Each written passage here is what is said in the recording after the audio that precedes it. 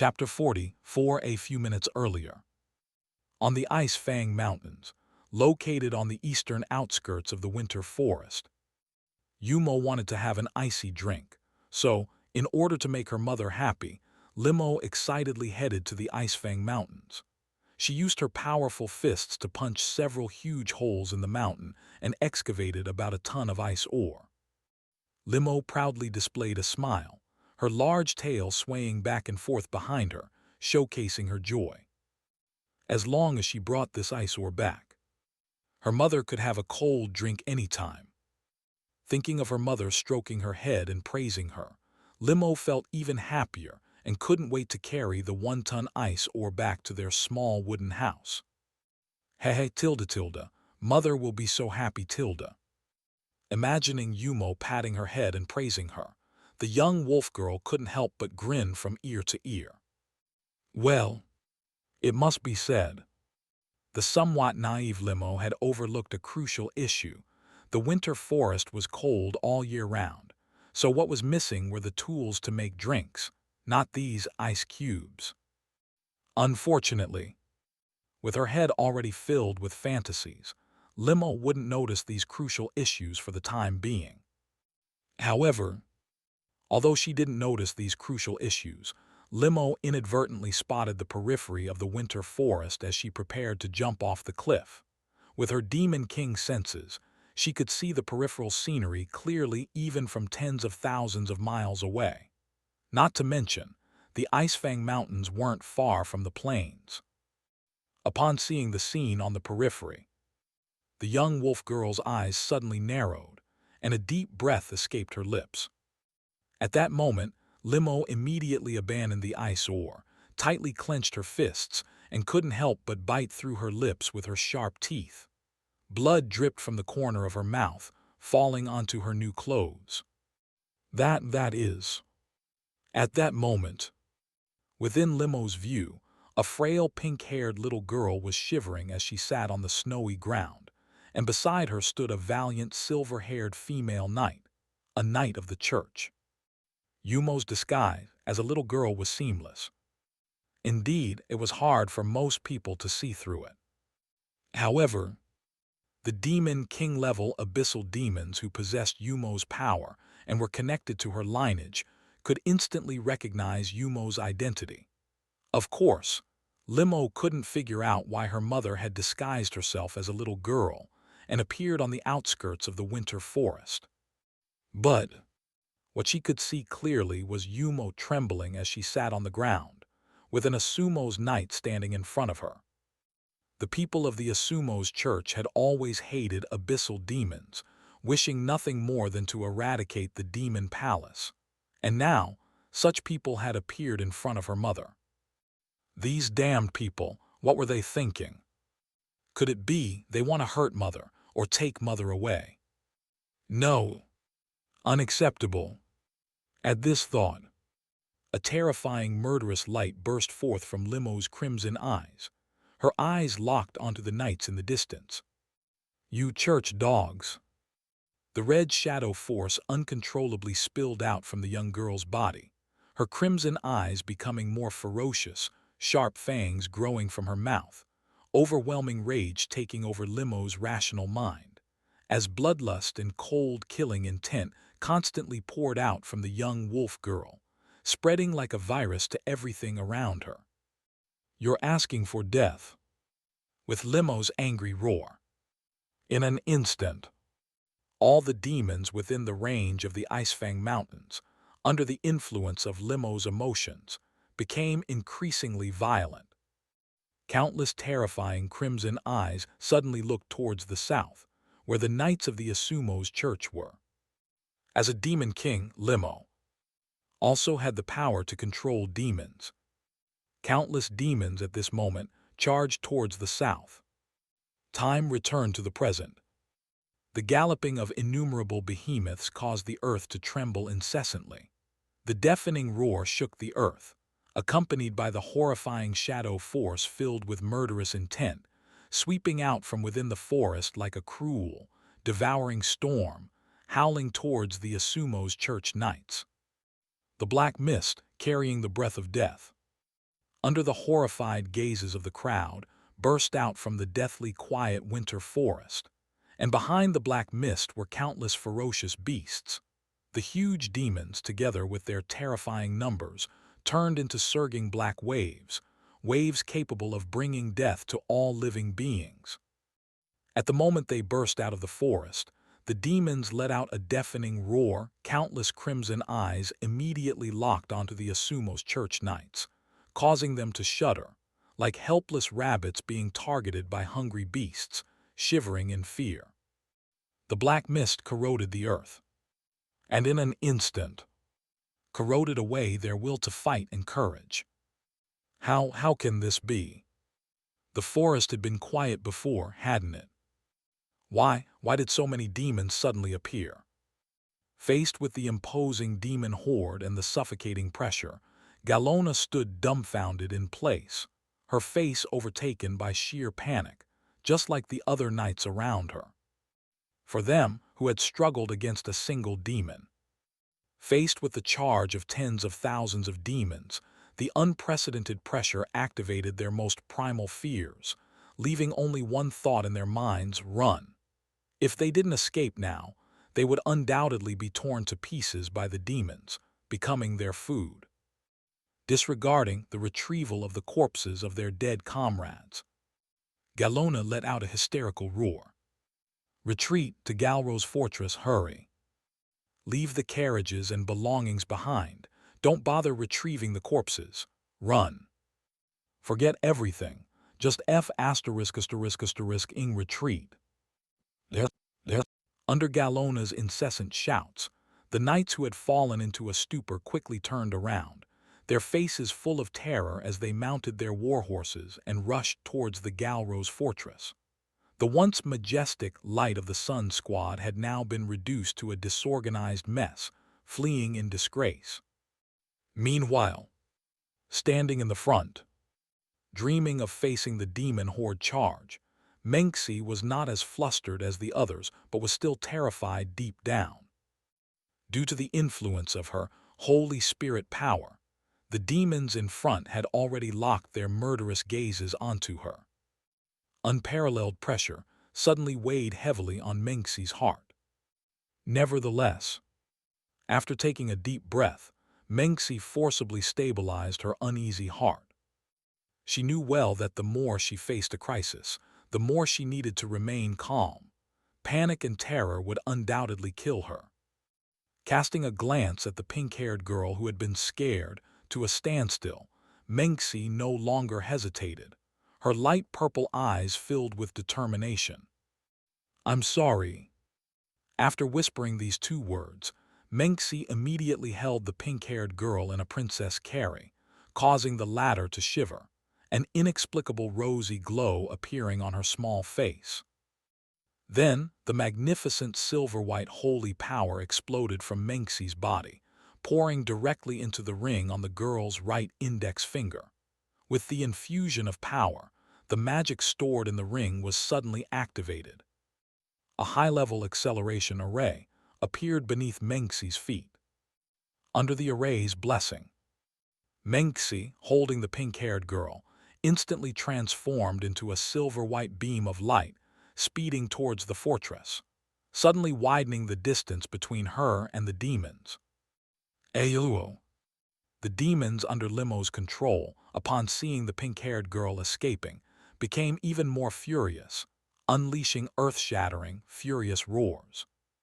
On the other hand, Yumo, being held in Menxi's arms, glanced at the roaring demon horde and the towering Icefang mountains in the distance.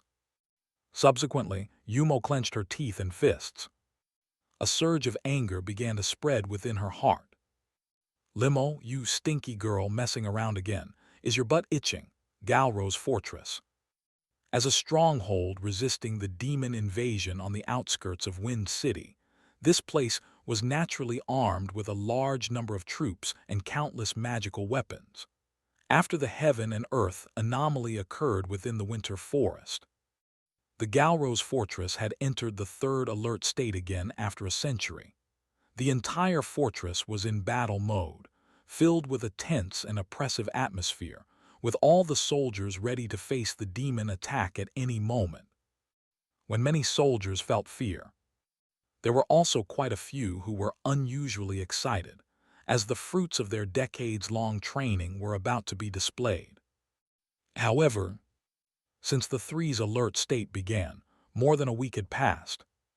During this period, they hadn't even seen a few magical beasts, let alone the shadow of abyssal demons. The demons continued to linger on the edge of the winter forest, and the forest itself was incredibly calm, showing no signs of a demon attack. As the saying goes, full of energy at first, then weakened and finally exhausted. The long period of calm made the soldiers doubt the accuracy of the intelligence from Wind City. Would the demons really attack? Even if they did, would they attack this place? Under the influence of such thoughts, combined with the previous period of high-intensity tension, the soldiers' vigilance had significantly slackened in the past few days. Besides, not only different soldiers, but even Fortress Commander Cramed was no longer filled with murderous intent as he had been a few days ago. Today, standing on the fortress wall, Cramed even indulged in a few drinks. He gazed boredly at the distant horizon. It seems today is peaceful too. Cramed couldn't help but complain in his heart. No wonder the tens of thousands of soldiers began to relax with the commander behaving this way. Just as Cramed began to enjoy his wine, a sentinel nearby suddenly let out a gasp. What is that, Commander Cramed? There are people rushing from the north. People. Hearing this, Cramed raised an eyebrow and looked curiously towards the north. At this moment, dozens of Asumo's knights in silver armor, riding sturdy horses, appeared on the hill at the horizon and raced towards the fortress at breakneck speed. Seeing this scene, Crame's expression turned to one of sudden realization. Well, he had thought it was someone else coming from the north, so it was just those boring Asumo's people. Those people they were carrying behind them, were they slaves?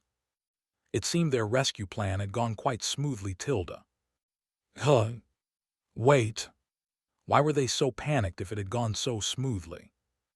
After observing the frightened expressions on the knights' faces through his telescope, Crame's forehead was filled with question marks. What's going on? Crame couldn't help but wonder in his heart. Fortunately, the answer to his question came rather quickly. As Crame curiously watched the group of disheveled Asumo's church knights, a terrifying aura suddenly intruded into his perception, causing his pupils to contract sharply. An unexpected situation occurred that caught everyone off guard. Tilda. What this sound? Crame's pupils shrank abruptly. The next instant, accompanied by a series of deep, terrifying roars of fierce beasts, an oppressive aura as vast as death itself, suddenly engulfed the horizon from afar and swept towards the location of Galro's fortress. In an instant, the originally relaxed atmosphere was shattered by this overwhelming force. Not only Cramed, but all the soldiers felt an unprecedented sense of trembling at this moment. A sudden chill in his heart, an intense sense of foreboding emerged in Crame's mind, and his gaze no longer lingered on the Asumo sect knights, but involuntarily extended into the distance.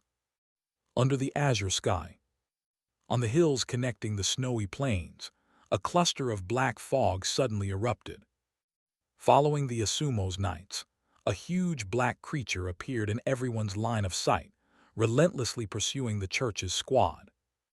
That is a demon. With the emergence of the first demon, the second, the third, hundreds, thousands. In a flash, under Crame's terrified gaze, accompanied by the terrifying and profound black smoke and the low, oppressive roars, countless bizarre creatures of various forms swarmed down from the hills behind the Asumo's knights. The soaring killing intent, the eerie black fog, and the galloping bloodthirsty monsters suddenly converged into waves of pitch-black waves, like a burst dam, surging towards the fortress. The momentum was enough to engulf the entire Galrose fortress. Among the demons, there were even dozens of massive, sixth-tier beings. Compared to such colossal creatures, the fortress walls seemed so insignificant and inconsequential for a moment. This is a dream, right? At this moment, Crame's usually calm demeanor was suddenly twisted into a comical expression of extreme shock, his mouth wide open, as if he could stuff an entire football inside. No, this can't be. How can there be so many abyssal demons? In the decades that he'd been the fortress commander, he had seen monsters and demons attacks. But at that time, there were only a few scattered attacks. Even in the face of a horrifying demon tide, there were only a few hundred at most. And now, it must have reached thousands, right? What on earth was going on? Crame's hysterical roar was uncontrollable within his heart, his body trembling incessantly, and the iron cup in his hand was crushed into a lump. Feeling the cold and sinister aura that relentlessly approached from afar, Crame even stepped back repeatedly. Finally, his legs gave out. In front of the staring soldiers, he stumbled awkwardly and sat on the ground. Lord Crame, what should we do now? A woman who looked like a deputy ran up to him, anxiously inquiring. Hearing this familiar voice, Crame recovered from his mental breakdown and, leaning against the wall, stumbled back to his feet. What do we do? Prepare for battle, of course. After shouting, Crame's eyes furiously glanced at the soldiers surrounding him. What are you waiting for? Prepare for battle. Bring out the magic beam cannons. Activate all the defensive magic arrays, and hurry up and shoot the signal flare. With Crame's hysterical roar, the entire Galrose fortress was suddenly thrown into chaos at this moment, as the shadow of death loomed over the fortress. Soldiers and residents within the fortress all felt an unprecedented sense of trembling. In the distance, inside the military barracks of Wind City, seeing the black signal flare that pierced the sky on the distant horizon, the border lord Zaimu involuntarily took a deep breath, and a military officer beside him revealed an indescribable look of solemnity. The black signal flare wasn't used lightly. It was the most urgent call for help, indicating that the fortress had encountered a devastating disaster and urgently needed assistance from other fortresses and the main city. In history, the black signal flare had only been used twice. And this time, keep in mind, the Galrose fortress was guarded by 70,000 regular soldiers, ranking among the sturdiest fortresses on the Snowy Night Empire's northern defense line. Were they desperate enough to need the black signal flare? The situation was undoubtedly grim. Your Grace, what should we do?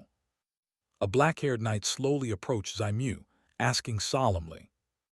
In response, Zaimu resolutely looked towards the location of the Galrose fortress, slowly putting on his silver helmet, and drew the sword from his waist. Gather the Blizzard Knights immediately and join me in the rescue, on the plains surrounding the Galrose fortress. Dozens of Asumo's church knights, along with the slaves they had just rescued, desperately drove their horses toward the fortress. Fear was evident on the faces of every knight, shivering under the oppressive power of the vast shadow forces. Even the beautiful face beneath Minxie's mask was tinged with a trace of emotion. No one had anticipated the sudden emergence of such a massive horde of abyssal demons outside the seemingly calm forest. Under normal circumstances, the gradual gathering of abyssal demons by their instincts could be detected, allowing for early preparation. However, the rapid accumulation of so many abyssal demons in such a short time raised suspicions that they were being commanded by some higher power. Could it be a demon king? Of course.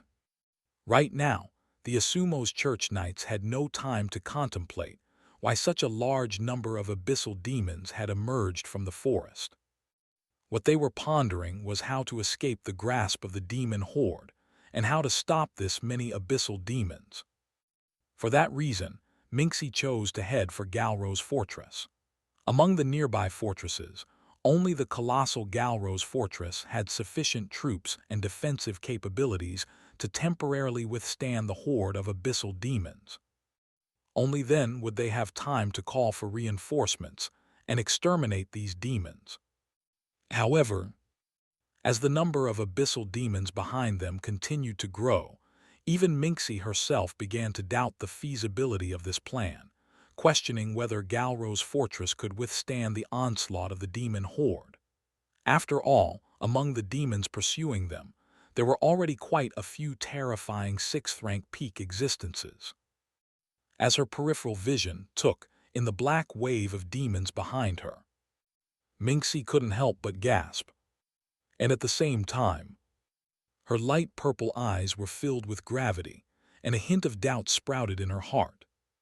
These abyssal demons, why?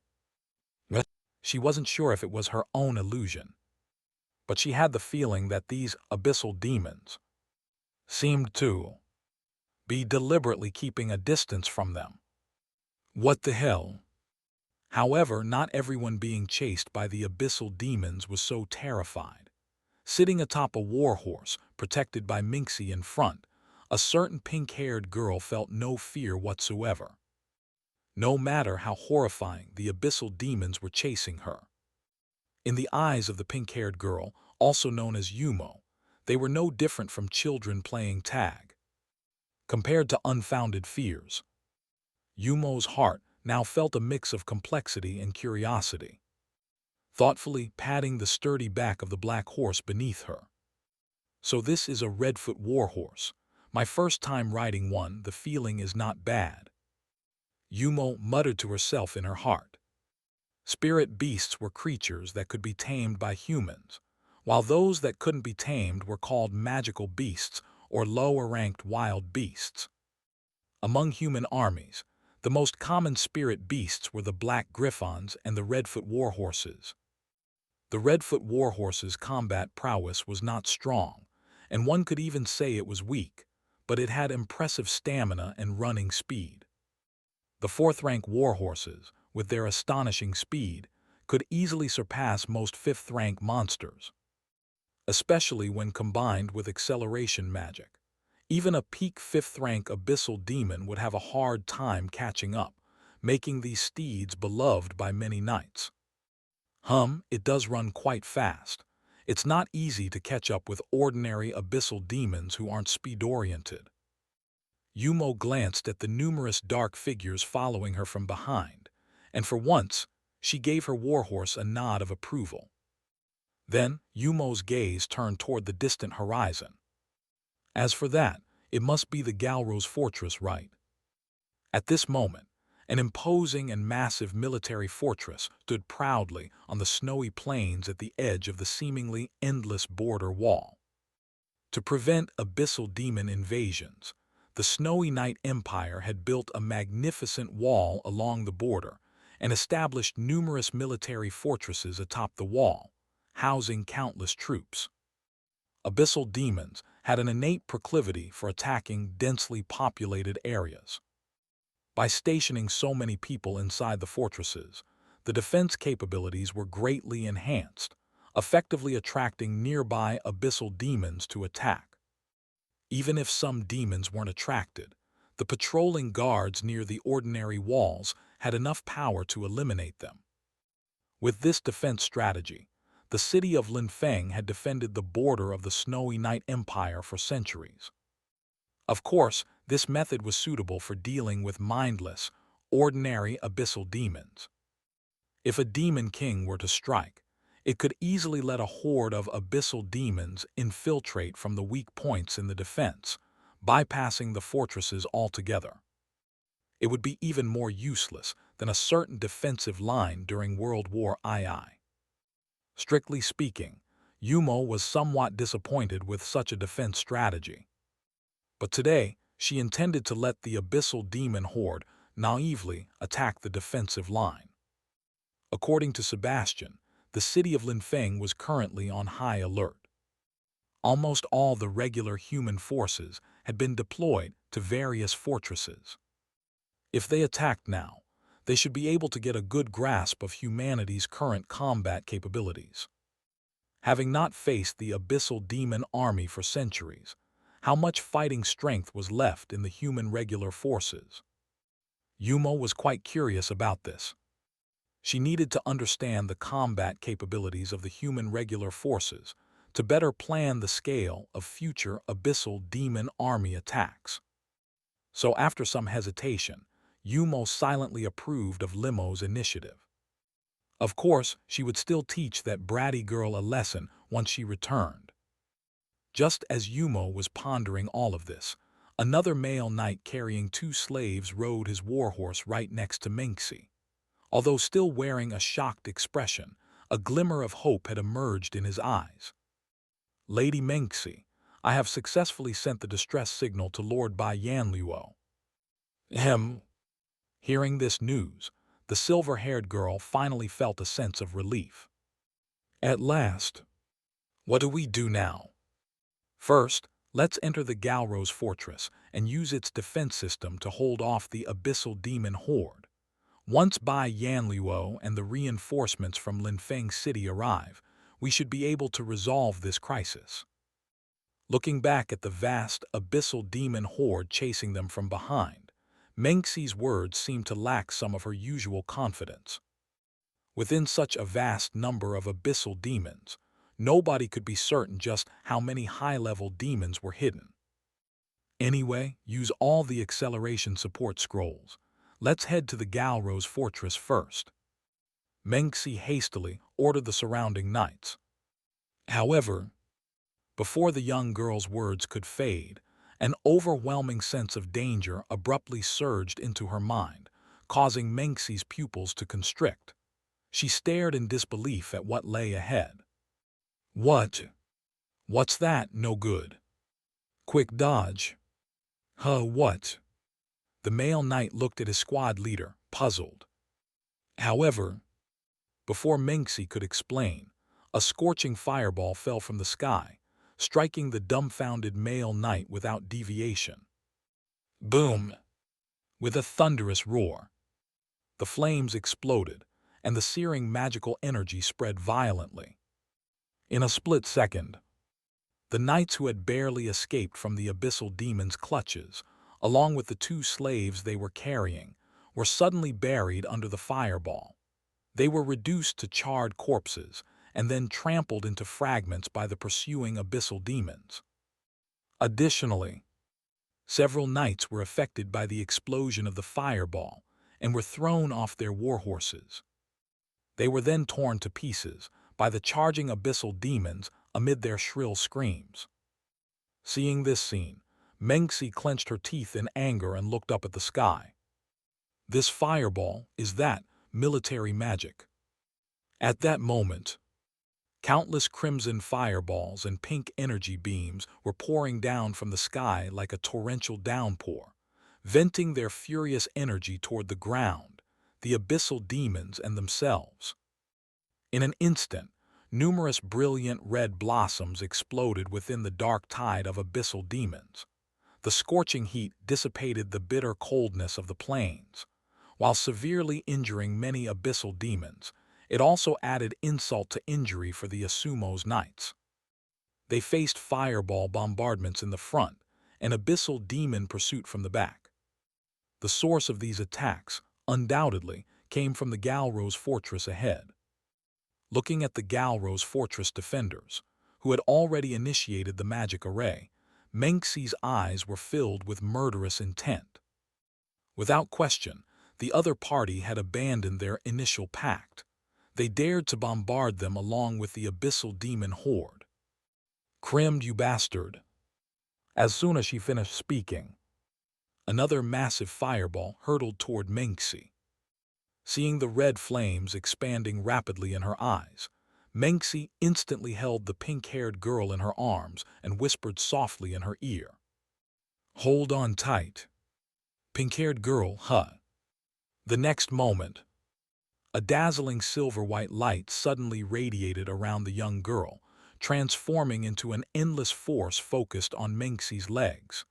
Just as the fireball was about to hit them, Menxi, holding the pink-haired girl, leaped to the side, narrowly avoiding the bombardment of the fireball. Menxi's crimson warhorse and the fifth-tier abyssal demon behind them were instantly swallowed by the scorching flames. Faced with the terrifying attacks of the approaching abyssal demons, everyone in Galro's fortress, desperate to survive, launched their most intense attacks against the demon horde without any reservations. Under the command of Crimmed, dozens of 6th and 5th level mages from Galro's fortress. After using enhancement magic, they jointly cast the high-level military magic, Heavenly Fire, which created countless red fire sparks amidst the overwhelming demon tide. Indeed, the attack had a blocking effect on the abyssal demon army's charge, causing numerous demons to instinctively let out wails of agony. However, at the same time, the fireballs and pink energy shells raining down from the sky like a storm brought unimaginable despair to the knights of the Church of Asumos. Already facing the chase of the abyssal demons behind them, they were now forced to concentrate on intercepting the fireballs coming from the front. It was undoubtedly adding insult to injury. After several rounds of bombardment, though Menxi and the others had already crossed more than half of the plain, the Church of Asumos' original team of 19 knights had now been reduced to just 9. The slaves they had rescued earlier had mostly perished along with the knights, either in the Sea of Fire or swallowed up within the abyssal demon tide, before being completely devoured by the horrifying aura of the abyssal demons. Anger, despair, and helplessness had already consumed the hearts of the knights.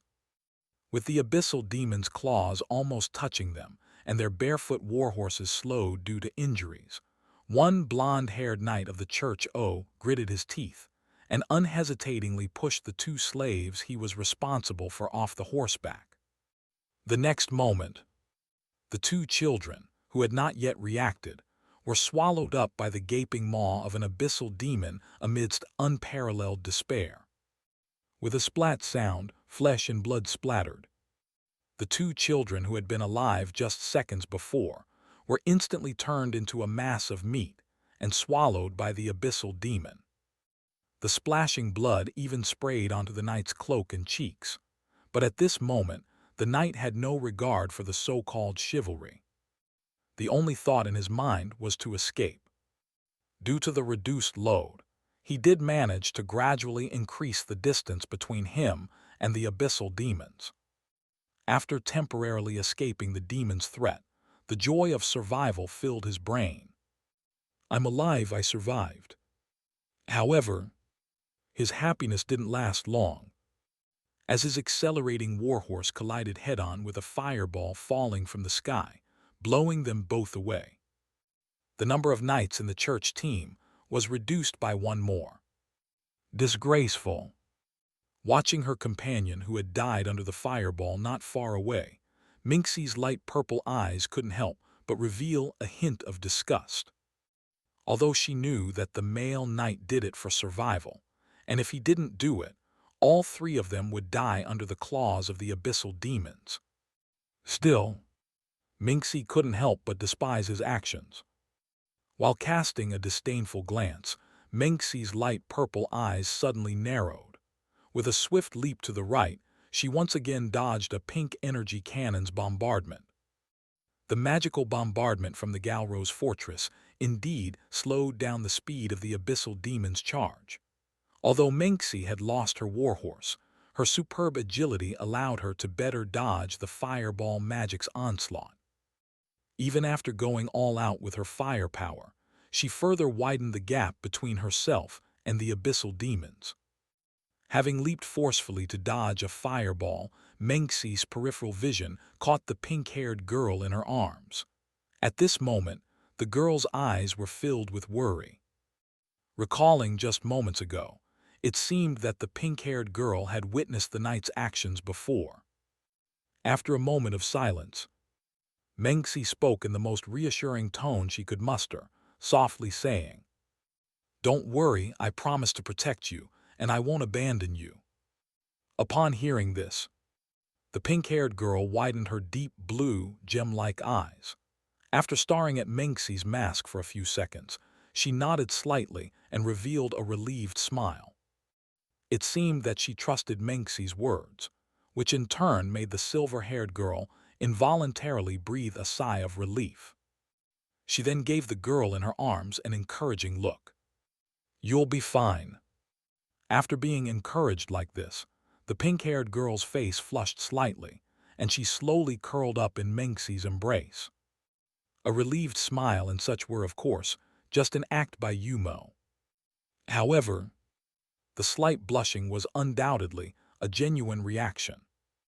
After all, as a grown man, being held by the female protagonist in a Princess Carrie was embarrassing enough.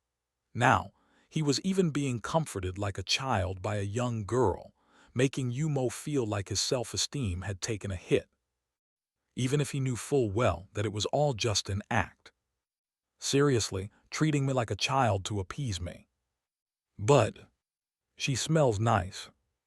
Because he was pressed so closely against Ming's eye, Yumo could now clearly smell the faint jasmine scent emanating from her body. It seemed not to be an artificial perfume, but rather the pure scent of a young girl. Strictly speaking, at this moment, Yumo's blushing face and the girl's fragrant scent were closely linked. Of course, apart from the blushing, the look of worry on Yumo's face was also genuine. However, his worry was different from what Mingxi had imagined. Naturally, Yumo was not concerned about being caught by the abyssal demons. After all, even if she were to fall into their clutches, what could they possibly do to her? They would have to treat her as an ancestor. No, wait. Strictly speaking, she was actually their ancestor. In any case, the abyssal demons could never harm her. What Yumo worried about was actually Mingzai's physical condition. Although Mengxi seemed to handle it with ease, Yumo could clearly sense the rapid decline of the girl's strength. Using multiple acceleration spells to achieve such an extreme speed also consumed a great deal Mengxi's holy energy. At this moment, with the abyssal demons rapidly closing in, the frantic bombardment from the Galrose fortress grew even more intense, and the pressure the female protagonist faced soared. If this continued, something bad might happen to her. Damn it. This can't happen. If my protagonist gets killed like this, what am I even playing for? You guards are so reckless. You can't just bombard everything like that. Are they asking for trouble? Yumo couldn't help but curse inwardly at the Galrose fortress guards. As she looked at the mages on the fortress walls, her eyes imperceptibly grew colder. No matter what, the abyssal demons were the biggest threat in this world. Continuously being passively attacked didn't seem logical, did it?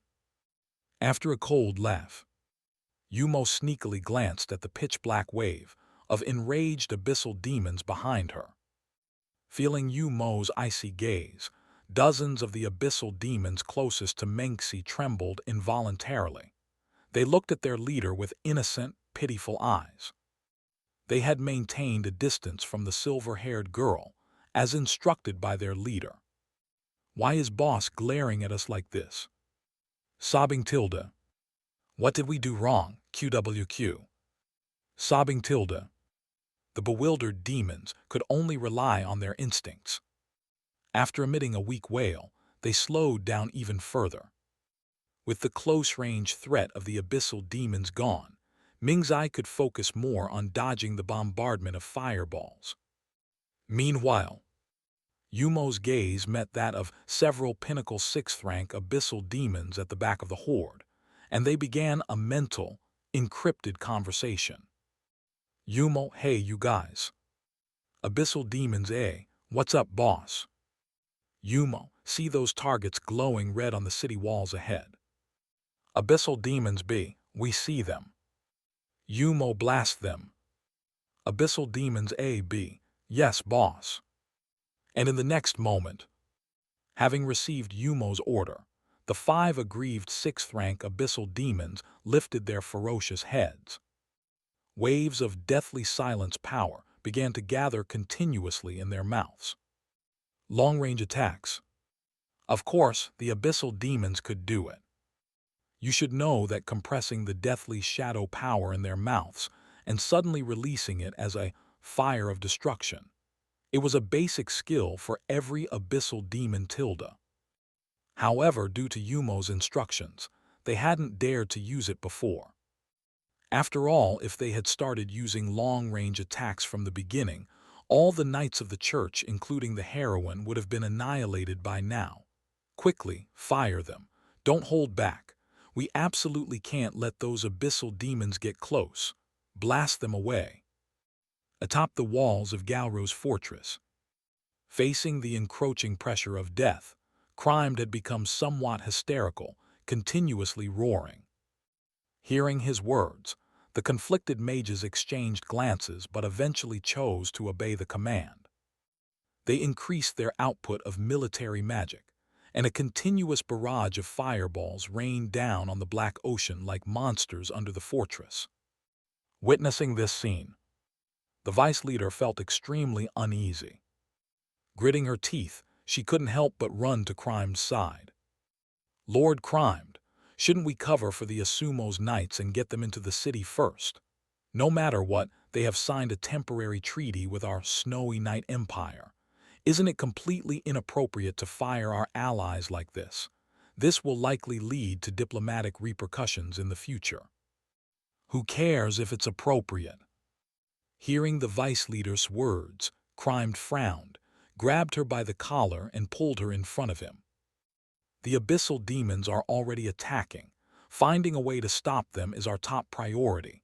As for those church knights, who cares what happens to them? They're just a bunch of swindlers who use the goddess's name to deceive and exploit others. Let them die. It doesn't matter if they were killed by our mans, we'll just say they were killed by the abyssal demons later. No one will blame us. But what? Just follow my orders. Besides, with so many abyssal demons chasing them, who knows if those people haven't been infected? Maybe they're already infected and beyond saving. Just treat them like abyssal demons. So, stop your endless chattering. If you keep talking, I'll throw you down to feed the abyssal demons. Crime's eyes were already filled with terrifying murderous intent, frightening the vice leader into silence.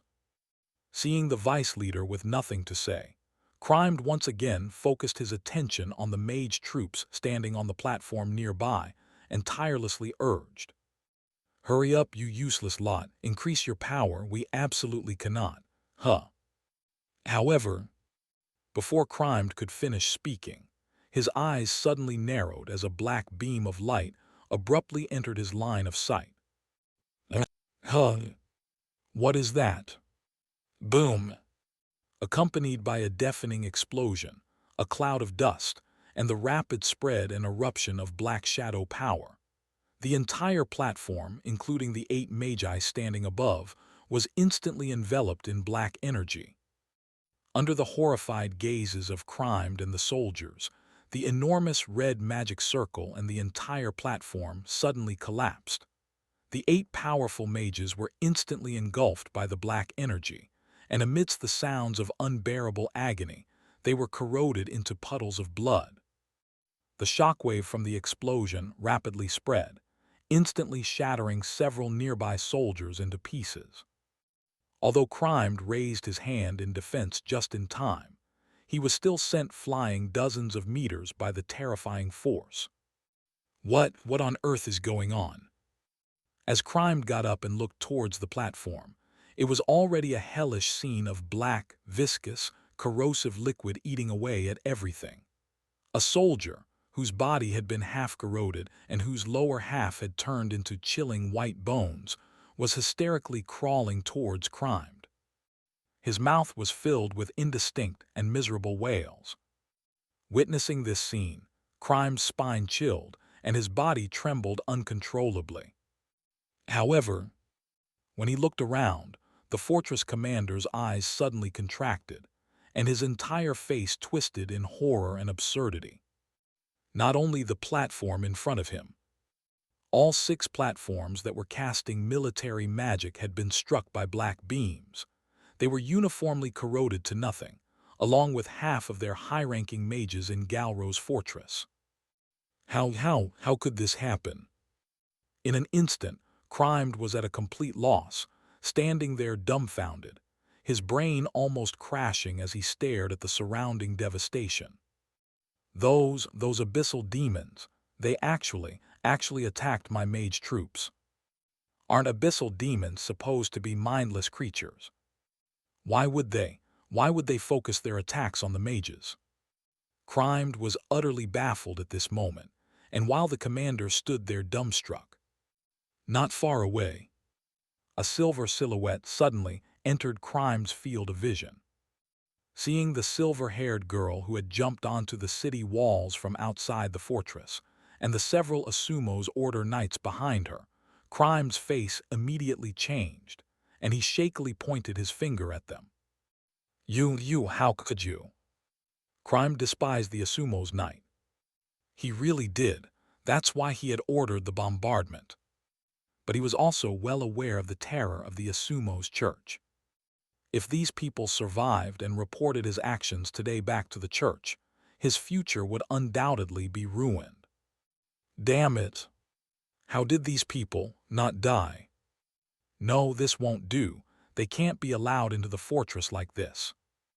Having become somewhat hysterical and even losing his rationality due to the shock, Crimed stared fiercely and suspiciously at the members of the Asumos church knights. No, you can't come in.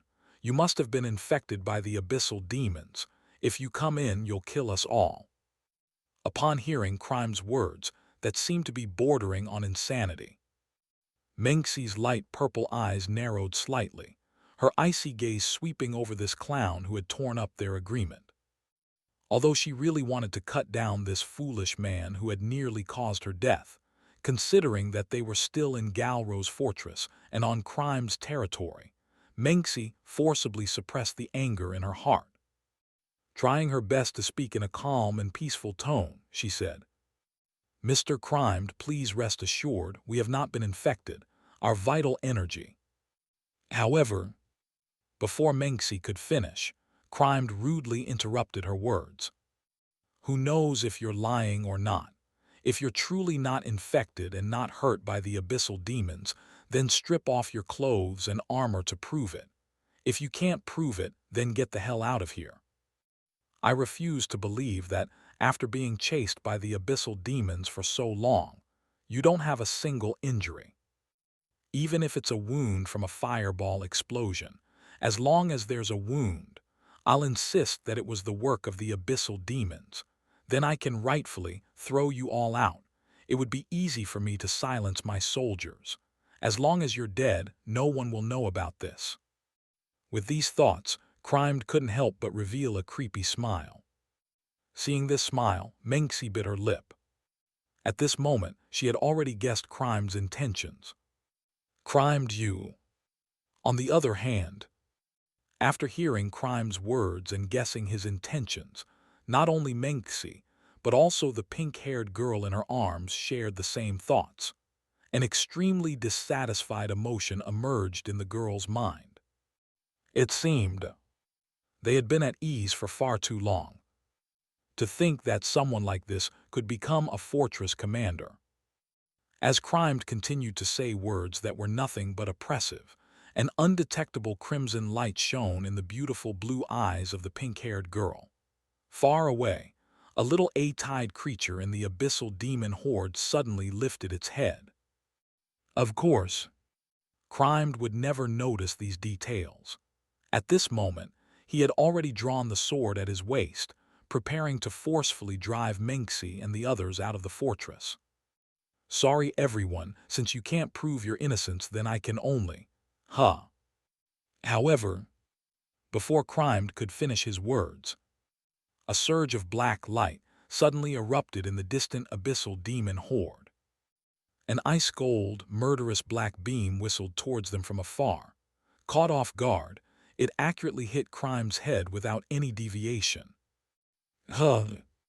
After a brief exclamation, under the panic-stricken gazes of the Galro's fortress soldiers, Crime's words came to an abrupt halt. His head and upper body were instantly engulfed by the black energy, turning into a nauseating viscous black liquid at a speed visible to the naked eye. Yumo, HMPH_KR, cry Lord Crimed. How did he just drop dead like that? Witnessing the fortress commander, corroded entirely by the black liquid, turning into a pool of blood. The nearby Galro's soldiers were terrified, their eyes shaking, as if struck by a bolt from the blue.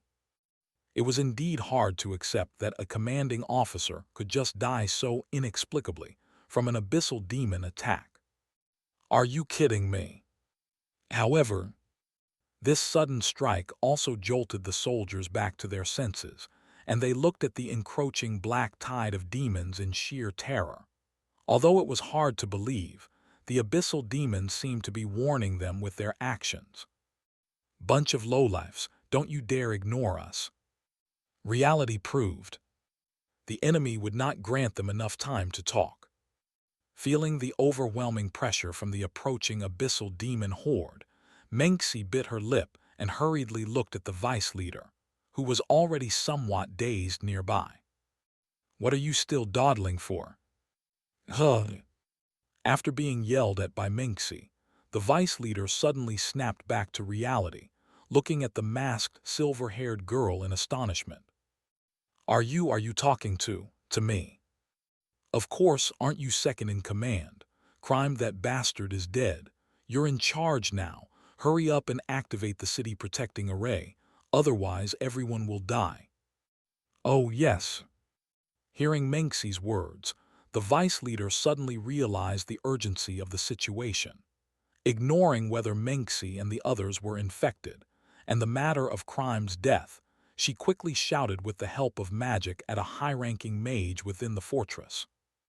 Mr. Abimo, hurry up and activate the city-protecting magic.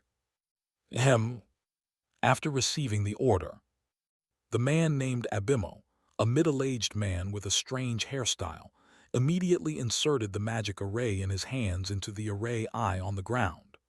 Almost all his magic power, as a 6th-tier peak mage, was channeled into the array eye through his staff. High-level magic, Harrow's heavy magic barrier. The man began chanting the spell. In an instant, as the blue magic power surged wildly, a magic array constructed of deep blue runes abruptly emerged above the ground. As the magic power flowed further, the light from the magic array grew brighter. At the same time, dozens of 5th-tier mages who had just rushed to the city wall from the rear, upon seeing the formation of the blue array, knelt down without a word, their hands touching the ground, directly channeling all their power into the city wall. The already charged magic devices also emitted strong magic power fluctuations. Guided by the magic array, the power of the mages and the energy stored in the magic devices were completely released at this moment, pouring ceaselessly into the city wall. As the power continued to flood in, and with the further chanting of the mages, blue magic runes were immediately drawn on the surface of the wall. As the incantation emerged, a deep blue light barrier suddenly shot up from the ground, forming around the perimeter of the city walls, and abruptly enveloping the entire Gallo's fortress within it. The moment the city defense array was activated, under the anxious gazes of everyone, the black tidal wave formed by the abyssal demons fiercely collided with the light barrier. Boom, boom. In an instant, a series of resounding collision sounds violently reached everyone's ears. The surging, overwhelming force of shadows ceaselessly battered the blue magic barrier, as the abyssal demon's sharp fangs and claws madly attacked it. The barrier, when attacked, didn't back down and released a massive amount of lightning, forcing many abyssal demons to retreat in succession. The weaker ones were even directly turned into charred corpses. Despite this, the horde of demons showed no signs of fear and continued their relentless assault on the barrier. Various horrifying and heart-pounding sounds echoed all around. The oppressive feeling brought by the countless abyssal demons made everyone in the gallows fortress hold their breath, as the entire fortress was swallowed by the demons' murderous and boiling roars.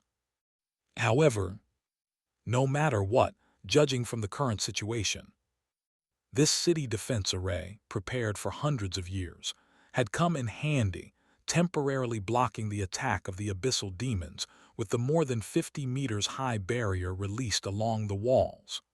Although it was unclear how long they could hold out, they were safe for the time being. Seeing this, the vice leader, who had been tense for a long time, finally let out a long sigh of relief, kneeling down on the ground as if a heavy burden had been lifted.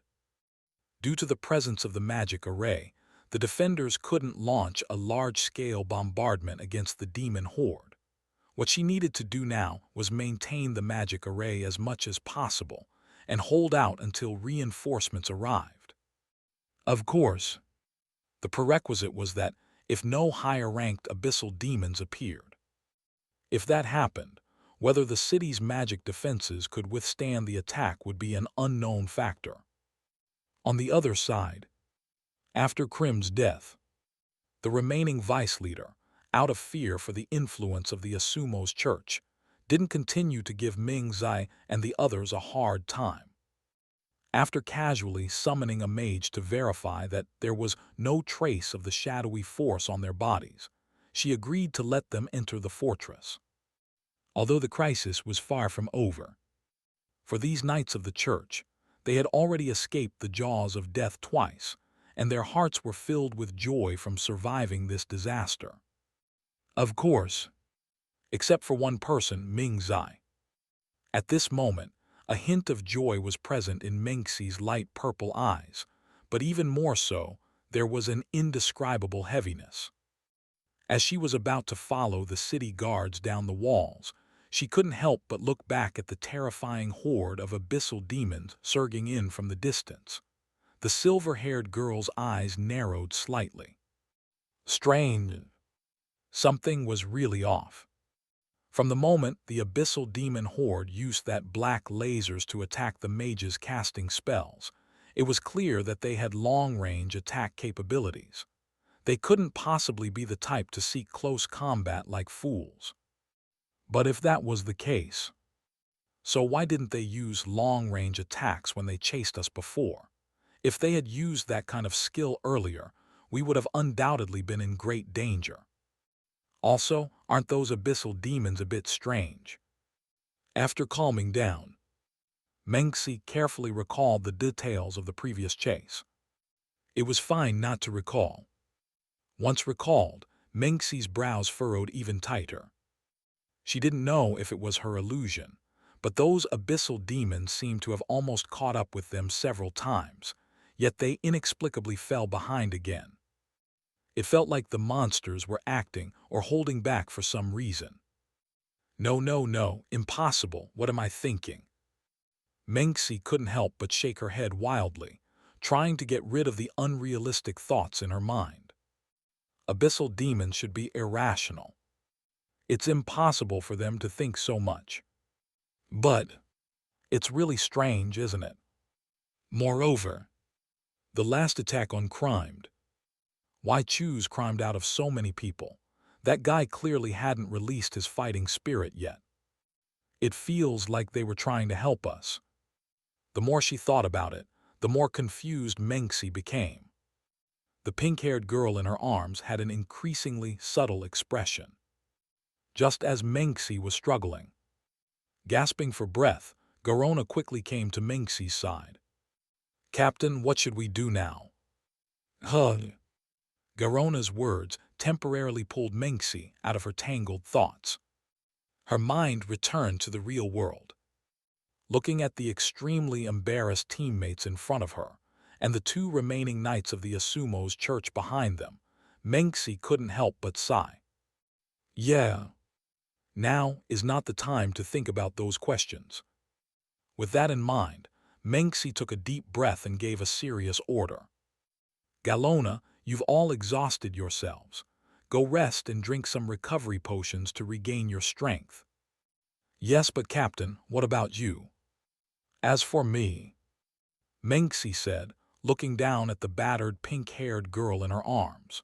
The girl seemed to sense Menxi's gaze, slowly raised her head, and stared at Menxi with her beautiful eyes like blue sapphires, blinking innocently. Her eyes seemed to have lost the initial vigilance. What was left was a touch of innocence and curiosity. "As for me, I'll take this child for treatment first. Otherwise, I'm afraid her wounds will worsen." To the many soldiers who needed to be stationed in the Galrose fortress year-round. Many of them brought their families to live in the fortress. Over time, the area behind the fortress became a town-like living community, albeit on a smaller scale.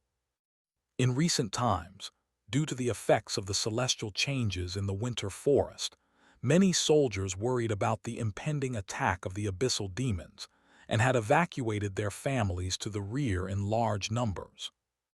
However, the evacuation was not yet complete.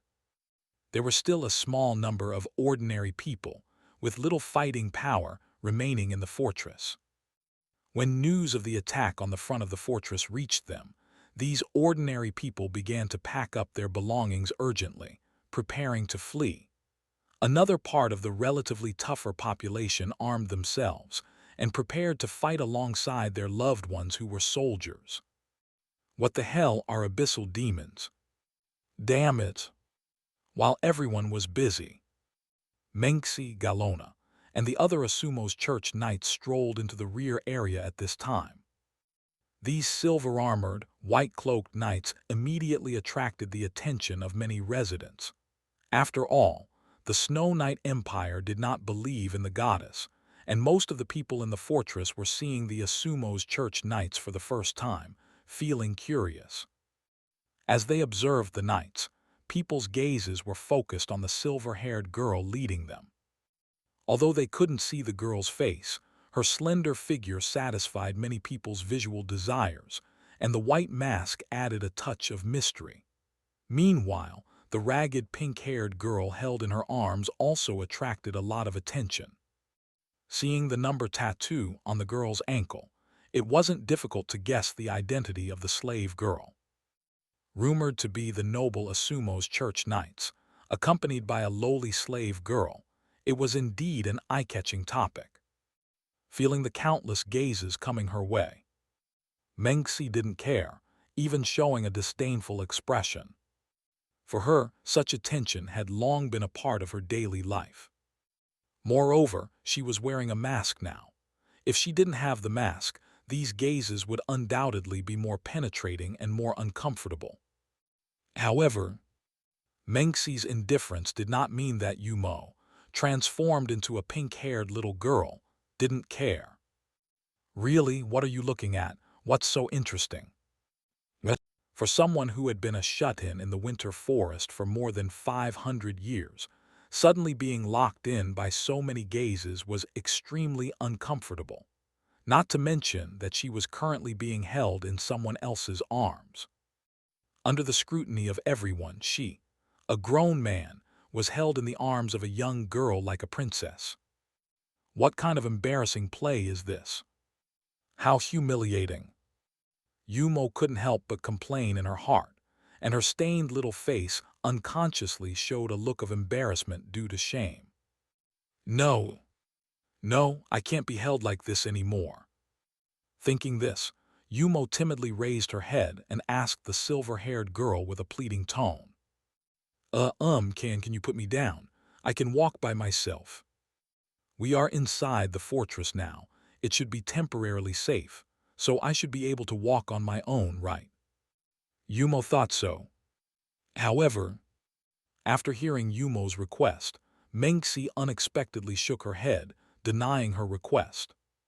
Huh. Yumo was somewhat confused. Why not? Because the ground is covered in snow, and don't forget that you lost your shoes in the explosion earlier. If I put you down now, it would worsen your frostbite. Oh, that. Being reminded of that, Yumo glanced at her legs with her peripheral vision.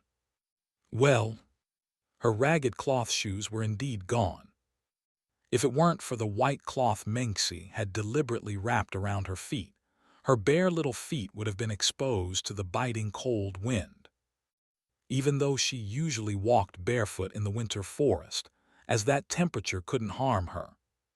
But now, her identity was that of a delicate slave girl.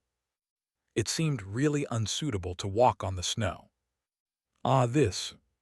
But she didn't want to continue being carried by the female lead, either. I'm fine, I can walk. However, Yumo's request was once again deemed as stubbornness by Mengxi. As expected, Mengxi shook her head decisively. It's not possible, little one, don't be stubborn. But. No means no. Look, if you really want to walk on your own, after your frostbite is treated and you get a pair of shoes, I'll let you walk, okay?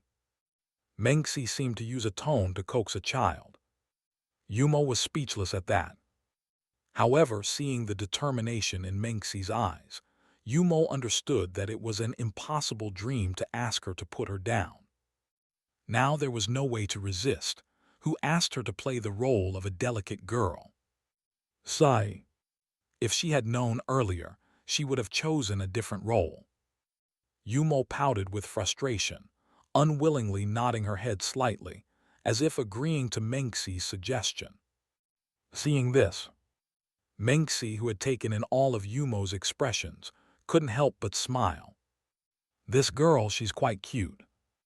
Seeing that the pink-haired girl no longer asked to walk on her own, Mengxi shifted her gaze forward and began to look for the location of the medical clinic, according to the information given by the female vice leader. At the same time, when Mengxi started looking for the clinic, a man in a black robe, hiding in the crowd, was thoughtfully staring at the silver-haired girl. After observing her for a moment, a cold, murderous intent suddenly surfaced in his dark green eyes. A chilling smile appeared on his face. Masked silver-haired girl. She must be the so-called chosen girl from the Asumo's church, who was recently sent to the Northern Territories, right? Tilda. Meanwhile, on a hillside outside the Eastern Territory of the Winter Forest, a white-haired, beast-eared girl dressed in a light blue and white dress, limo, was standing anxiously on the hillside, gazing solemnly at the Galrose fortress besieged by demons in the distance. Damn it, damn it, damn it, damn it, what should I do now? The wolf girl let out a series of hysterical roars. Her hands tightly pressed against her head, her teeth constantly grinding, producing sharp hissing noises. Obviously, Limo was in a state of extreme agitation and distress. The reason was quite simple. A few days ago, when Sebastian arrived at the Temple of 10,000 Demons, he brought detailed information about the hero and the heroine. After watching the Knights of the Asumo's church escape for a long time, Limo suddenly realized. The silver-white holy light, the masked silver-haired girl, and the aura that she despised so much. Wasn't this exactly the same as the chosen girl that Siba had described? Although her reaction was a bit too slow, Limo finally guessed Mengxi's identity. And because of that, her heart began to grow even more anxious. Mother, she's with the heroine now. No, I don't like that. The heroine could harm her mother. She couldn't let her mother be with her. Her mother would be in danger. And besides, was she going to take her mother away like this? Take her away? Absolutely not. She must stop her. She couldn't let her mother go to the church. But her mother wouldn't let her take action. Acting without permission would definitely upset her mother. What to do? What to do? What to do? There. No, so what if her mother gets upset? As long as she can get rid of the heroine, even if she gets a beating from her mother, it's worth it. The girl of destiny. The heroine. She must die, must die, must die. Such an existence that might harm her mother must be exterminated. At this moment, Limo made a decision. As the wolf girl made up her mind in her heart, her eyes released a mixture of murderous intent and bloodthirsty ferocity in the form of red light. The surging red shadow power erupted from her body like an unrestrained wild horse. The ground suddenly shook, the temperature in the air dropped sharply, and the rapidly spreading shadow power made the nearby ordinary demons instinctively shiver and crawl on the ground. A violent blizzard spread rapidly with the girl at the center. In the heart of the blizzard, the wolf girl, surrounded by a burst of red light, gradually transformed into a giant white wolf. Boom tilde boom. With the continuous eruption of the black shadow power, a huge crack was blasted on the blue protective city barrier. Dozens of hideous demons roared as they broke through, pierced the city walls, and brought nauseating black energy into the Galrose fortress. The moment the demons stepped into the fortress, hundreds of warriors wearing gray armor immediately gathered their battle energy, holding giant shields and long spears, rushing towards the demons that were several times larger than themselves. At the same time, the cannons already set up inside the fortress also unleashed their fury, covering the soldiers and attacking the demons. Charge, let's fight these monsters, accompanied by the soldiers' exhausted roars and the furious firelight. The crack in the barrier instantly turned into an extremely fierce and cruel battlefield. The soldiers' long spears kept piercing the demons' bodies, while heavy artillery and arrows continuously inflicted heavy damage on them. Under the fierce onslaught of the soldiers, one brutal demon after another fell with a wail. However, despite the more than 20 demons that fell, nearly 60 soldiers were also struck by the demons' claws during the battle, directly shattered and torn into pieces on the ground. Additionally, nearly 100 people were contaminated by the black energy and corrosive breath released by the demons. Under the horrified gazes of countless people, they turned into nauseating pools of blood. For a moment, a strong smell of blood and a hair-raising stench filled the area around the crack. The corpses of the demons and the shattered remains of human soldiers piled up like a mountain, with blood flowing like a river. Accompanied by the roars of the demons and the screams of countless humans, it was a terrifying scene that could stop one's heart. Looking at the hellish scene before him, the 8th Army Regiment's warrior leader, Kazov Zirong, clenched his teeth tightly, and his fists were clenched even harder, embedding them into his flesh. These soldiers, they were his companions, who he had spent day and night with. Seeing his companions die horribly, Kazov was heartbroken, and his face was completely filled with anger and hatred. However, even so, he still suppressed the impulse in his heart by taking deep breaths. After sacrificing 12 soldiers and barely defeating a 6th-tier demon, the warrior leader quickly turned his head toward the nearby mage corps. Now's the time. Other demons are blocked outside the barrier. Quickly repair the crack. Upon receiving the order, the mage corps immediately mobilized all their magic power. With ripples of blue magical light, the huge crack in the barrier gradually got repaired. At this point, the battle in this small area was over, but warrior leader Kazov didn't feel the slightest sense of relief. Because just as this crack was repaired, a messenger had already arrived at Kazov's side. A huge crack has appeared in the 23rd City Wall defense line. Please go support them immediately. After finishing these words, The messenger directly fainted due to excessive blood loss. Seeing this, Kazov angrily and extremely solemnly bit through his lips. Damn it! After cursing, Kazov quickly looked back at his subordinates. Quick, call the medical soldiers.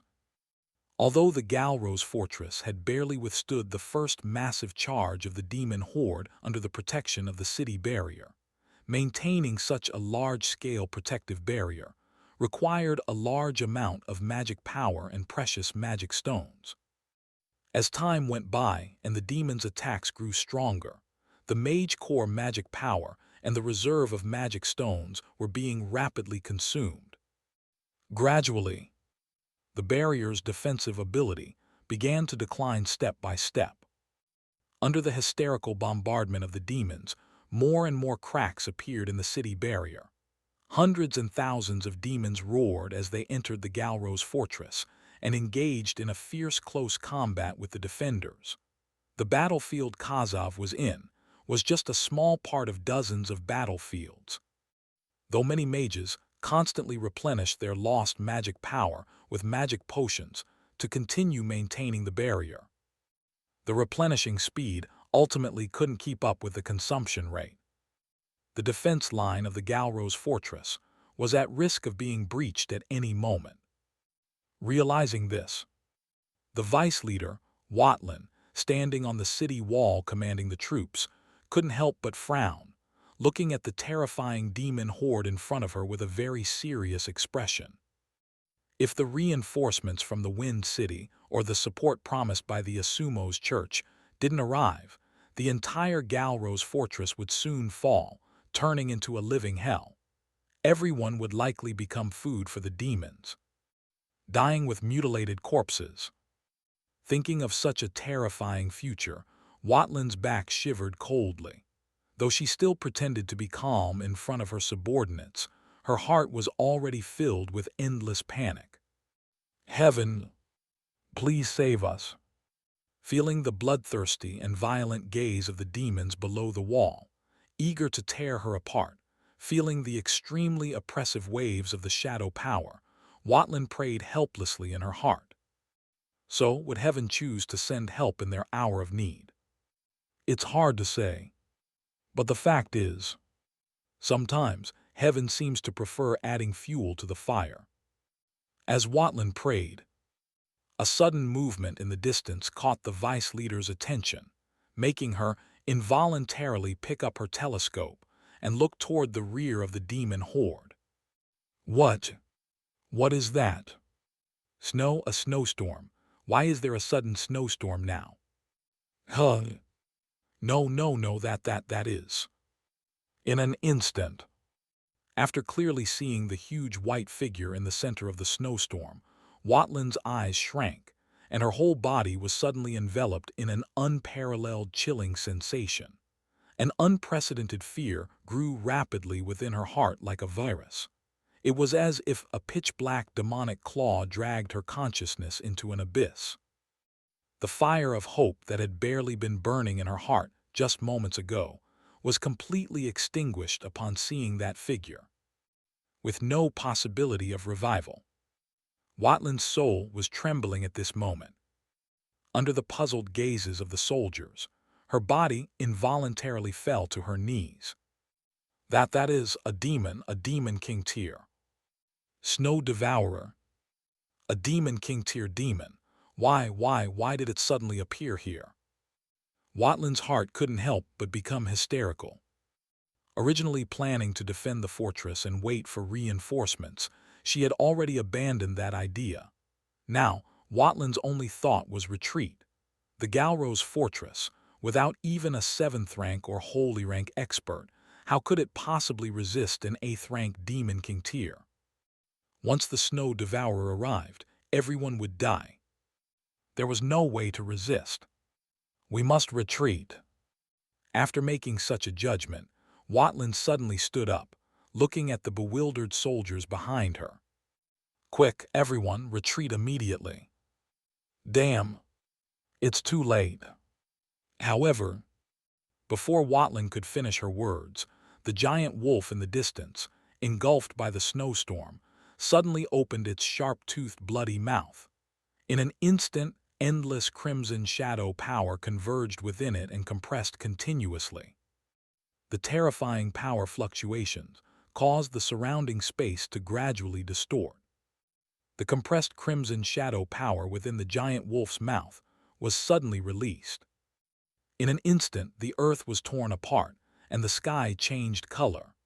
The earth-shattering crimson beam, like a ferocious bloodthirsty beast breaking free from its shackles, roared with the power to devour everything and charged toward the Galrose fortress. Under the horrified gazes of Wattlin and countless soldiers, the crimson beam rapidly expanded in their eyes. Boom!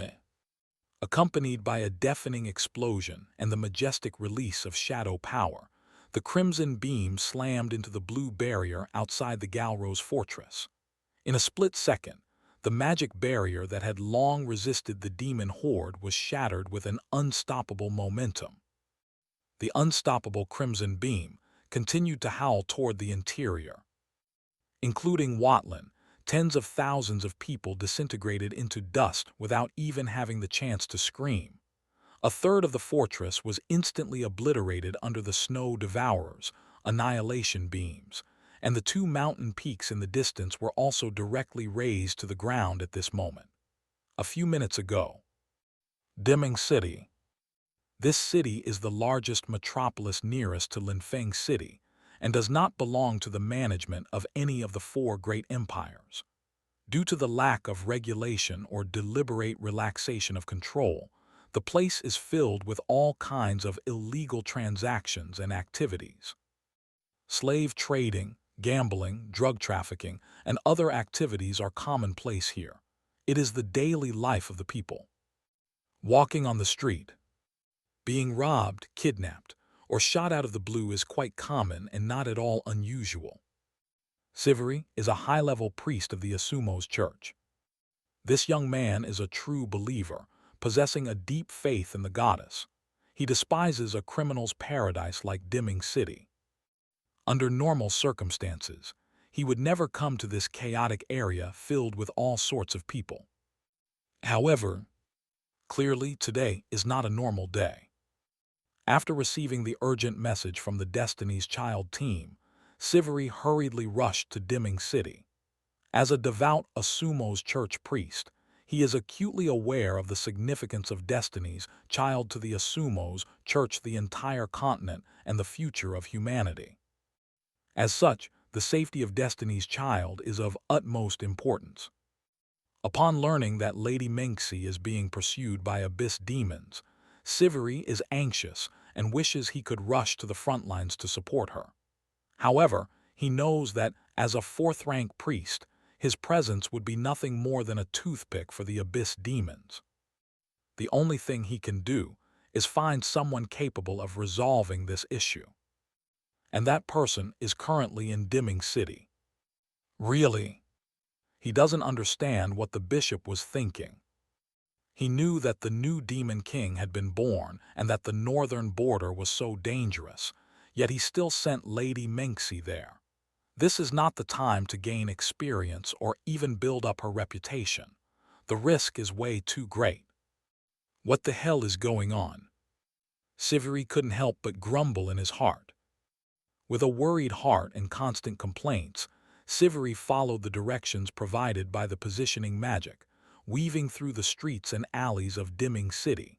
Under normal circumstances, someone like him would be approached by strong men after just a few steps, and then forcibly invited to do some philosophical things. But since Siveri wears the rare high-ranking badge of the Light of the Sun, those men with ill intentions dare not lay a hand on him. After all, nobody wants to provoke a sword god-level existence for a moment of desire. The apostles of heaven of the Asumo's church are all terrifying eight-thank beings, with each apostle having their own exclusive unit. The Light of the Sun is the unit led by sword god Bai Yanluo. With the protection of the Light of the Sun badge, Siveri's actions in Dimming City were quite smooth, and he quickly arrived at his destination according to the navigation. A casino. Seeing this, Siveri couldn't help but frown, anger spreading wildly in his heart. Surely, gambling again. Taking a deep breath, Siveri stormed up to the entrance of a private room. Ignoring the casino security's attempts to stop him, he kicked open the door. The next moment, an extremely uncomfortable smell of smoke and alcohol hit him in the face. At the same time, a white silhouette appeared in Siveri's eyes. It was a beautiful woman with a heavenly appearance. The young lady had a tall figure. Dressed in a black-dominated, red-accented light of the sun military skirt, paired with black and white stockings of varying lengths and black military boots. This cool and stylish military uniform accentuated the girl's slender figure, as well as the impressive twin peaks on her chest. Her satin-like snowy white hair was tied into two ponytails of different lengths, giving the girl a unique blend of gallant beauty and adorable charm.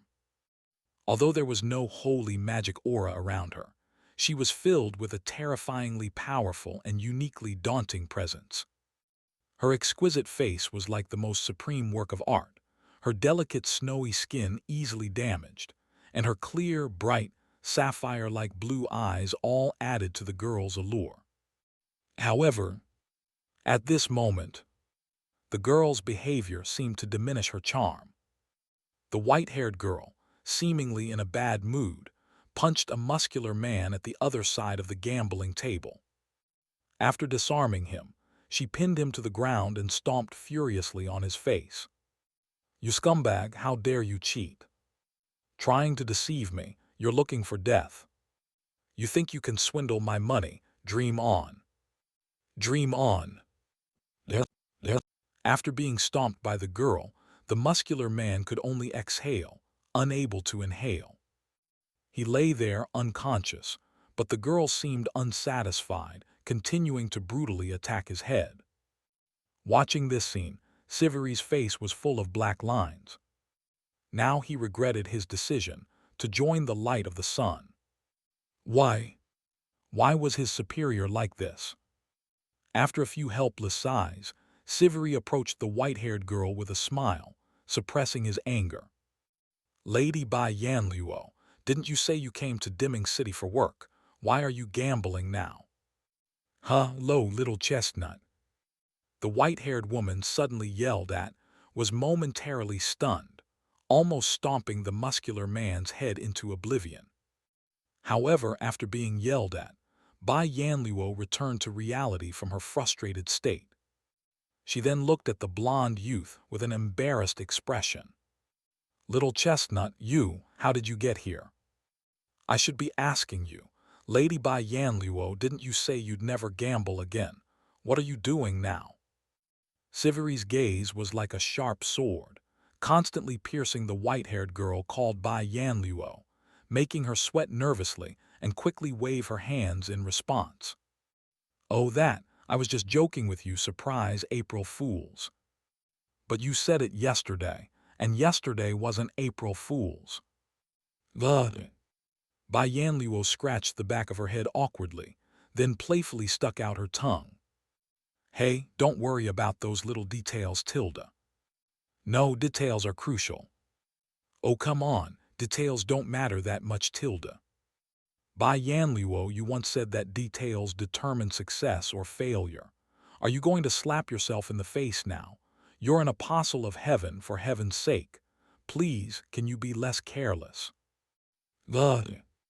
Upon hearing Siveri's words, Bai Yanluo was at a loss for words.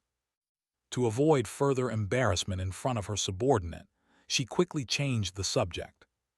"Let's not talk about that. What about you? Didn't you say you wouldn't enter the Nether City? Why did you suddenly come looking for me?" "Oh, right." At that, Siveri suddenly remembered why he had come to find Bai Yanluo in the first place. Scolding his boss could wait. "Lady Bai Yanluo, stop messing around. Lady Mengxi has encountered a huge abyssal demon army and is currently being pursued by tens of thousands of abyssal demons. They plan to head towards the fortress at City of Linfeng to make use of its defensive capabilities to fend off the demon horde. We hope you can rush to their aid. Oh, right, what's the name of that fortress? Jia, Jiasi, Jialuo. What was it called? As he spoke, Siwili showed an embarrassed expression, hurriedly pulling out the information receiving stone from his package. However, before he could even read the content on the stone, Bai Yanluo's voice suddenly reached Siviri's ears. It's called the Galrose Fortress. Galrose? Yes, that's the name, huh? Bai Yanluo, how did you know? Suddenly, Siviri felt a wave of confusion, looking up at the white-haired girl in front of him with bewilderment. At this moment, Bai Yanluo was gazing thoughtfully towards the north. Her sapphire blue eyes no longer showed her previous carelessness, replaced now with a thick, solemn killing intent. The girl's body was also enveloped with her light elemental divine aura, which became restless as her murderous intent surged. A chilling aura slowly spread around the girl, making Siviri and the other gamblers feel a hair-raising cold. For a moment, the room was silent enough to hear a pin drop. However, in the next instant, Bai Yanluo suddenly withdrew her killing intent. Under the shocked gazes of everyone present, she showed a sweet and radiant smile, looking at Siviri with tender eyes, and spoke with a coquettish voice. "Little chestnut, my lady, what do you need?" "Nothing much, I'm going to the north for some fun. As for the money I lost earlier, you can help me pay it off, okay? By Tilda." Having said that, before Siviri could react, Bai Yanluo transformed into a beam of white light and disappeared from everyone's sight with a whoosh. Leaving Siviri alone, his hair disheveled in the wind. "Siviri, you be $*$ making me pay again. What's happening to me?" "No, that's not right. The battlefield, we're still on the battlefield. Those damned abyssal demons." Amidst a state of confusion, Kazov barely managed to maintain his consciousness. When his consciousness reconnected with his body, a surge of unbearable pain immediately came from his arm, making the veteran warrior grit his teeth and wear a bitter expression.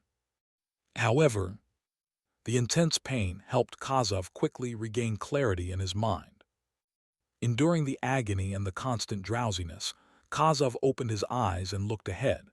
As his vision gradually became clearer, his pupils suddenly shrank, trembling uncontrollably, and his face instantly turned horrified. An unparalleled fear wrapped around him like a monstrous abyssal snake, dragging him into the depths of despair. This, how could this happen? Kazov was already somewhat incoherent. At this moment, the once mighty and magnificent city wall that had stood tall before everyone was now in a state of utter disrepair. A massive gap, several hundred meters wide, had been blasted into the enormous wall, as if by some tremendous force. The steel rock used to build the wall seemed to have been melted into magma under the terrifying heat, and the azure magical barrier had completely disintegrated, turning into countless blue magical particles that dissipated into the air. Behind that section of the city wall, the defensive towers, high platforms, command posts, and even the residential areas further back had all vanished. Not even ruins remained, leaving only a scorched earth and raging flames. Accompanied by countless screams, cries of despair, and the bloodthirsty roars of the abyssal demons, a scene of purgatory-like misery unfolded. Kazov found himself in the midst of hell. At the same time, he couldn't help but lower his gaze to look at his own arm. His right arm was now a mangled mess of flesh and blood, with white bones clearly visible. Clearly, he hadn't entirely escaped the explosion just now. However, compared to others who were reduced to ashes, he was relatively lucky. Gazing at the ashes drifting away in the wind not far from him, Kazov couldn't help but clench his left fist tightly. Those were his three closest comrades, as well as his most trusted lieutenants. Now they had turned into ashes under the crimson laser. Why did this happen? His body covered in bloodstains and black ash, bit through his lips, seemingly on the verge of a mental breakdown. Just a few minutes ago, they had been celebrating their success in repelling a wave of abyssal demon attacks, encouraging each other with high fives. But a few minutes later, a sudden red light separated them between life and death. The incident happened so abruptly that Kazov still wore a bewildered look, staring at the broken city wall in the distance with incomprehension. Why? Surely there was a defensive magic array in place. The magic barrier was far from reaching its limit. Why did it suddenly collapse? What was that red light that pierced through the city's protective array in an instant? Though the protective array had been gradually weakening in some areas, overall it remained quite sturdy. How could it have crumbled in an instant? Even if bombarded by multiple high-level abyssal demons, it shouldn't have collapsed so quickly. Without a doubt, Kazov's heart was filled with anxiety, fear, sorrow, and confusion at this moment. However, there was no time for him to dwell on these questions, as Kozlov soon realized a crucial fact. Without the protection of the city's magic array, they had lost their last line of defense against the abyssal demons. Ruwarva. Accompanied by deep, bloodthirsty roars, endless abyssal demons poured in through the massive breach. A dark tide swept through, enveloping everything and heading straight for the battered soldiers, brandishing their sinister claws. The soldiers, still in shock, were undoubtedly unable to resist. In an instant, blood and gore filled the scene. The already hellish landscape was draped in a crimson veil. After tearing apart the nearest soldiers, the countless abyssal demons fixed their blood-red eyes on Kozlov not far away. The sight sent chills down Kozlov's spine and made him tremble uncontrollably, the urge to flee rising in his heart. Faced with the black tsunami of demons charging toward him, Kozlov took a deep breath. He wanted to order a retreat, but if they abandoned their posts, the fortress would fall, leaving the northern borders of the Snowy Night Empire wide open. Countless innocent lives would be subjected to the slaughter of the abyssal demons. He was a warrior of the Empire, and it was his duty to protect the people. He couldn't abandon his post. They had to hold on until reinforcements arrived, even if it meant sacrificing himself. Glancing back at the remaining few hundred soldiers of the 8th Corps, Kozlov cast aside his fear, gripped his sword tightly, and shouted to those behind him, "Brothers, let's fight these beasts to the death." In the next moment, at Kozlov's thunderous command, the soldiers snapped out of their stupor, brandishing their swords and shields, and letting out passionate yet mournful cries. Together with their trusted commander, they bravely charged into the ferocious horde of abyssal demons. Elsewhere, at the far end of Galro's fortress, after unleashing the annihilation beam, the snow-white giant wolf, also known as Limo, slowly dissipated the residual crimson energy from its mouth and surroundings. With a cold expression, it gazed at the smoke-engulfed fortress in the distance, seemingly admiring the results of its handiwork.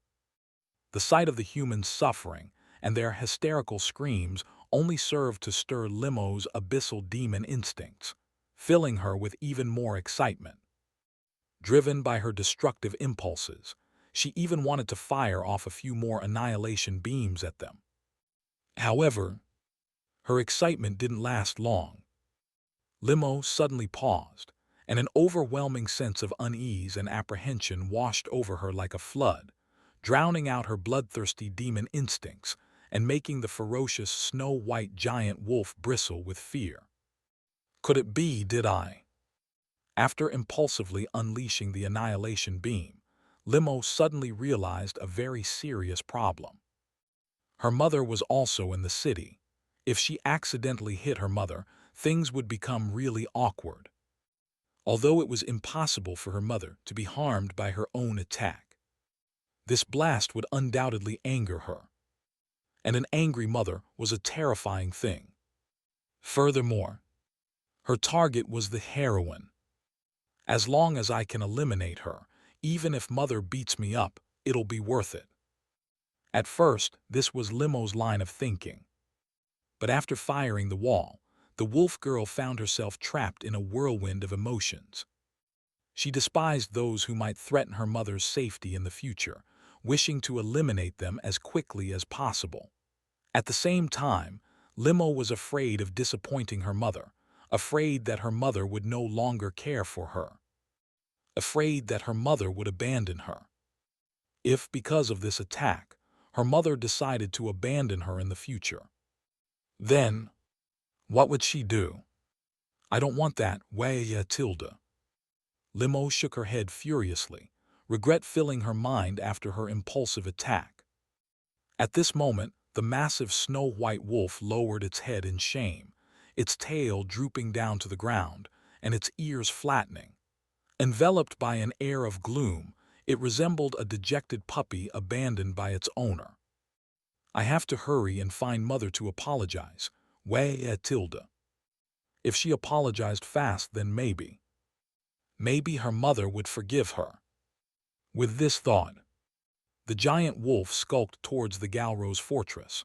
One hesitant step at a time. In this matter, Limo's judgment could be considered quite accurate. With Limo's unleashed power in one strike, Yumo's mood had plummeted into the depths of despair. Limo's annihilation beam was aimed at the central axis of Galrose fortress, instantly transforming the middle third of the fortress into a hellish inferno. This not only reduced the fortress's defensive capabilities by more than half, but also left Yumo feeling rather low. However, Yumo's foul mood wasn't because she was directly hit by Limo's annihilation skill. Instead, she was infuriated by the reckless actions of that darn girl. Yumo had explicitly told her not to act impulsively before. Why did she act on her own accord again? Why couldn't she just behave? That brat, is she itching for a beating? It seemed that if she wasn't punished every 3 days, she'd be up to no good. Rarely seen anger flickered in Yumo's deep blue eyes. Although Yumo had put up with Limo secretly eating raw meat and commanding abyssal demons to charge at Menxi, this time was different. Even after Yumo had warned her, Limo had still defied her in her presence. She had directly attacked Galrose fortress with the annihilation skill. Was she staging a rebellion? Of course, Yumo wasn't worried about the heroine dying under Limo's attack, because she could easily block Limo's attack as long as she was there. However, the issue was, if Yumo stepped in to save the day, her previous disguise would be instantly exposed. She wanted to keep playing the role of a frail girl, hiding by the heroine's side and closely observing the chosen heroine. If she were exposed like that, Yumo would be frustrated to death. She had even been taken advantage of by the heroine many times to convincingly play the role of a slave girl. If she were exposed just like that, it would be a total loss. Furthermore, with that darn girl's blast, the fortress is ruined, isn't it? Gazing at the raging inferno in the distance, and the abyssal demon army pouring through the breached walls, Yumo's eyes narrowed, filled with disappointment. Originally, she wanted to test how long the broken barrier could withstand the attacks of ordinary abyssal demons, how effective the defenders' combat capabilities were, how well the rear echelon and front lines coordinated, and how long the fortress could hold out. But after Limo's bombardment, most of Yumo's questions were left unanswered. Her plans were utterly ruined. With this in mind, Yumo maintained a facade of fear and anxiety on the outside, but on the inside, she was extremely annoyed. That darn girl. It seemed like she had been pampered too much. She dared to act so recklessly. Just wait until they got home.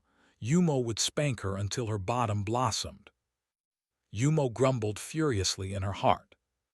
Meanwhile, the snow-white giant wolf approaching Galro's fortress in the distance suddenly felt a chill, and an ominous premonition emerged in Limo's mind.